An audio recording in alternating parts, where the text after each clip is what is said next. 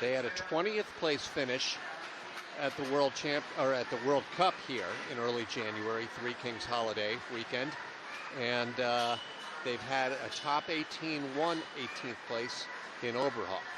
So the last chance, really, I mean, we've got one more sled to come who we figure will not contend for the top 18.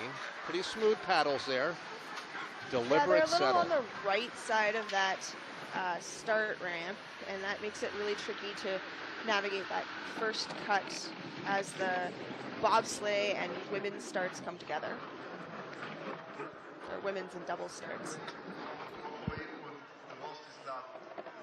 Good lines through the S corners. They have a really nice exit of S4, which can be one of the tricky spots on this track.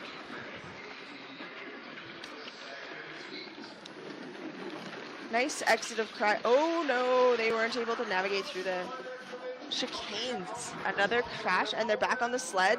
Nice recovery. I've always said, Alex said, as much as and the bottom man's foot is to come off the sled. They're going to have a really tough time getting back online here. They may do it. Let's see. And they have to get to the finish line in the sliding position. Without paddling. And they don't. The Russians were just, unfortunate. So This field is paring itself down to the final 18. You can see how disappointed that top man is as he hits the ice in frustration. Well, what happened here? Looks like they drove into a bit of a skid as they cut that first chicane. You have to steer through this section, so it's tricky to navigate if you're not doing it you have to do it pretty gently to not have the sled break away on you. And it can be hard if you haven't had clean runs through there to drive it with confidence. I've often said, Alex, that as impressed as I am watching all of you losers handle the high speed, I'm equally as impressed after a crash on how the athletes use their muscles and their agility to get back onto a sled. It's just incredible. Getting back on a sled after a crash is hard. It's definitely not something that I was very good at. I often ended up separated from my sleds, so that made it tough to finish a run after a crash. But here we have the second of the Romanian teams. And the final sled of run number one. No. And they have a big hit off of curve 9. Big problems in S3, S4 that led to that hit out of S4.